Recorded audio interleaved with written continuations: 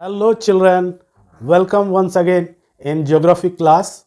We are continuing resources and development, chapter number 1, and this is the fourth part. In previous video we have discussed how indiscriminated use of resources create many problems. And in this video we are going to discuss what was Rio de Janeiro Earth Summit 1992. In June 1992, more than 100 heads of states meet in Rio de Janeiro in Brazil. In Brazil is a country. There is a state in Brazil which is known as Rio de Janeiro.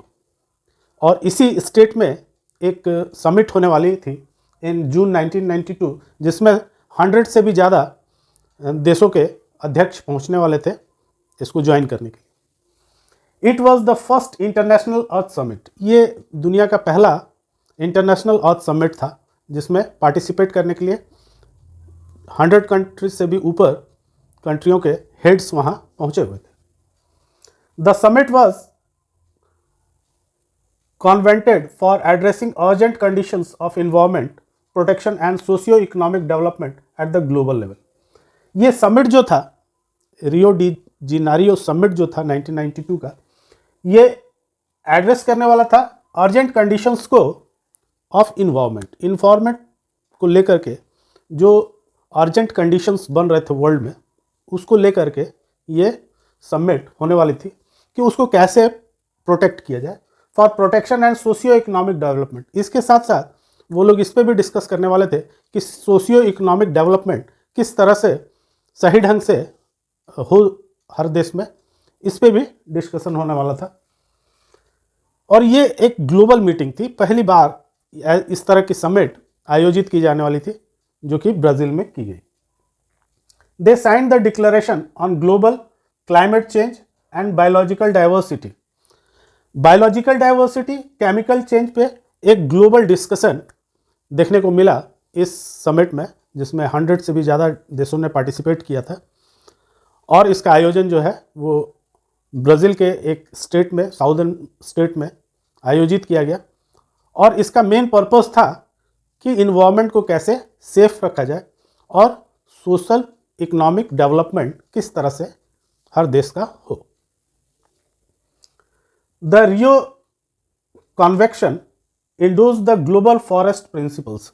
इसमें जो forest के लिए principles बनाए हुए हैं वो एक global level पे फॉरेस्ट के संरक्षण के लिए इस पे बातचीत हुई।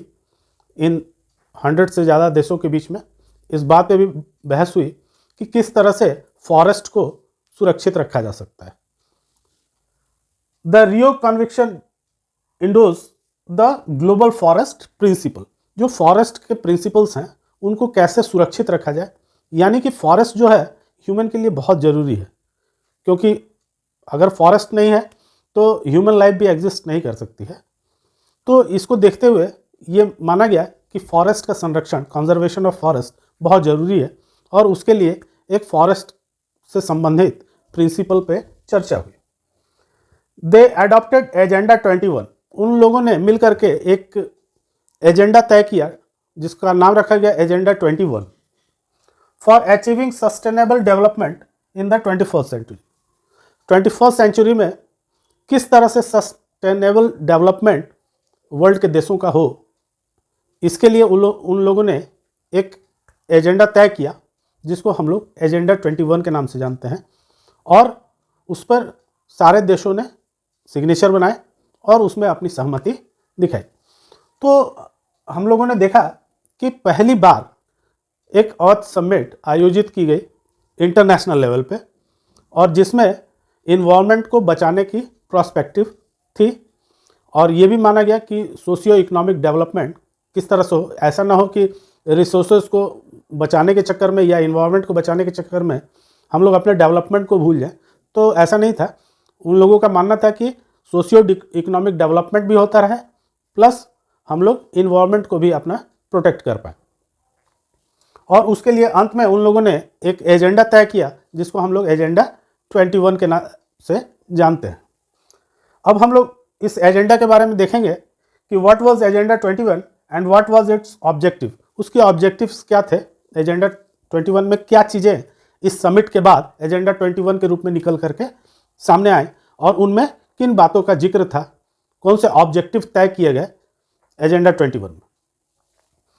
तो it was a declaration signed by world leaders in 1992 at the United nation conference on environment and development. ये जो यूनिसिड है, United nation conference on environment and development, ये मेन इसका समिट का केंद्र में था और इसमें जो है सारे लोगों ने सिग्नेचर किए जो कि एजेंडा 21 कहलाया। जो declaration after the discussion of the summit, एक डिक्लेरेशन पेपर तय किया गया जिसका नाम रखा गया एजेंडा 21 और उस पर सारे देशों ने जो भी वहाँ पार्टिसिपेट करने गए थे उन लोगों ने अपने सिग्नेचर बनाए और उस प्रपोजल को पास किया। It took place at Rio de Janeiro Brazil, और ये एजेंडा भी वहीं तय हुआ जहां ये समिट हो रही थी।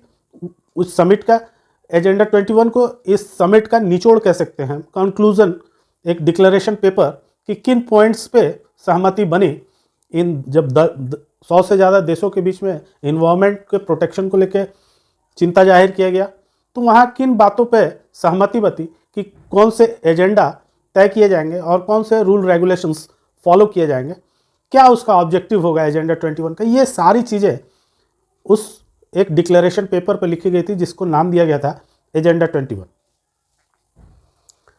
It focus on achieving global sustainable development. जैसे कि हम लोगों ने पिछले क्लास में पढ़ा कि सस्टेनेबल डेवलपमेंट क्या होता है, इसको हम लोगों ने पिछले क्लास में समझा है।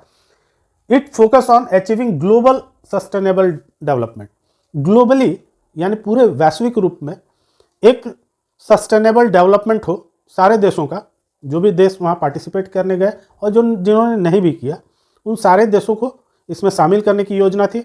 और ये माना गया कि सारे देशों में कहीं ना कहीं किसी न किसी प्रकार से रिसोर्सेज यूज़ में आते हैं और वो कहीं ना कहीं हमारे इन्वायरमेंट को प्रभावित करते हैं।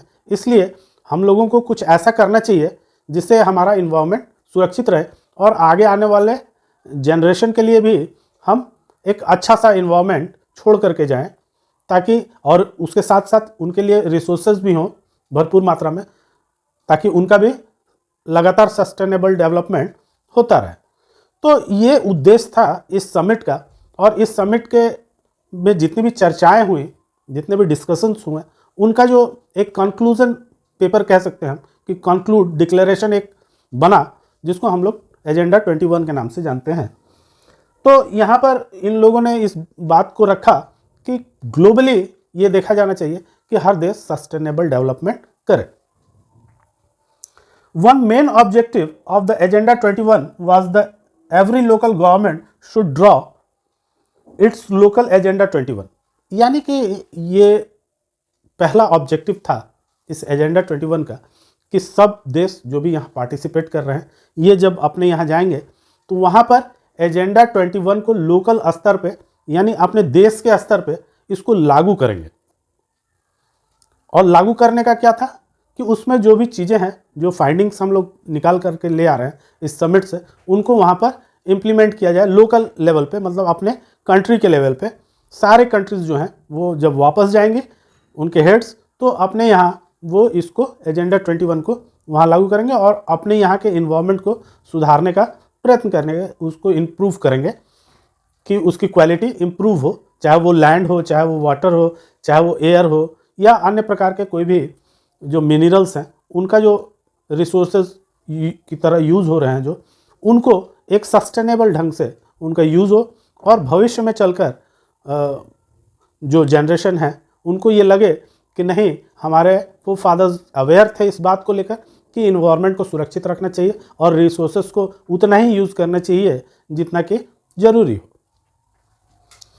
तो ये जो एजेंडा 21 तय हुआ था, इसको ये कहा गया कि सब लोग अपने लोकल लेवल पे इसको इम्प्लीमेंट करने की कोशिश करेंगे। Second objective was to combat international environmental damages, poverty and disease through global cooperation on common interest, mutual need and shared responsibility. अब इसमें बहुत सारी चीज़ें आ जाती हैं, सेकंड ऑब्जेक्टिव जो है उसमें बहुत सारी चीज़ें आ जाती हैं, उसको एक एक करके हम लोग देखते हैं. कॉम्बैट इन्वायरमेंटल डैमेज, जो भी इन्वायरमेंट में डैमेजेस हो रहे हैं उनके खिलाफ लड़ाई लड़ी जाएगी. Combat environmental damages. पॉवर्टी के खिलाफ भी लड़ाई लड़ी जाएगी. डिजीजेस अगर कोई आती हैं, जैसे कि अभी कोरोना जैसी बीमारी को हम लोगों ने पूरे विश्व के स्तर पर देखा, तो ऐसी कोई पैंडेमिक आती है तो उसको हैंडल करने के लिए सब लोग ग्लोबली मिल करके उस पर काम करेंगे. And global cooperation on common interest, mutual need and shared responsibility. हम लोग के बीच में, इन 100 कंट्रीज़ के बीच में एक म्यूचुअल अंडरस्टैंडिंग रहेगी और रिस्पॉन्सिबिलिटी को ये शेयर करेंगे एक दूसरे से. ये सारी बातें इस एजेंडा 21 का हिस्सा बने कि कहीं भी कोई प्रॉब्लम अगर आ रही है और वो कंट्री उसको अकेले नहीं कर पा रहा है उसको हैंडल, तो अन्य देश उसकी मदद करेंगे उस इन्वायरमेंटल प्रॉब्लम को सॉल्व करने के लिए, चाहे वो किसी भी रूप में आए, चाहे वो इन्वायरमेंट में कोई डैमेजेस आ रही हैं तो उसको लेकर के हो सकता है, या पॉवर्टी हो या डिजीज़ हो कोई, तो मतलब किसी भी प्रकार से अगर कोई प्रॉब्लम इन्वायरमेंट के बेस पे आ रही है तो उसको सब लोग ग्लोबली मिल करके हैंडल करेंगे. तो बच्चों, ये तो था Rio de Janeiro earth summit 1992, और उसमें जो डिक्लेरेशन पेपर साइन हुआ that was known as agenda 21. और इसमें जो बातें तय हुई उसमें प्रमुख ये था कि सभी लोग, सभी देश जब अपने यहाँ वापस जाएंगे तो वहाँ पर अपने लोकल स्तर पे, यानी अपने कंट्री के स्तर पे, वो लोग वहाँ पे एजेंडा 21 को लागू करेंगे और सब में ये अवेयरनेस जगाएंगे कि इन्वायरमेंट को सुरक्षित रखना चाहिए और अपने रिसोर्सेज को उतना ही यूज़ करना चाहिए जितना उनको ज़रूरी लगता है. तो ये तो था बच्चों. उम्मीद है आपको समझ में आया होगा. समझ में आया तो शेयर कीजिए, लाइक कीजिए और सब्सक्राइब करना मत भूलिए. Thank you.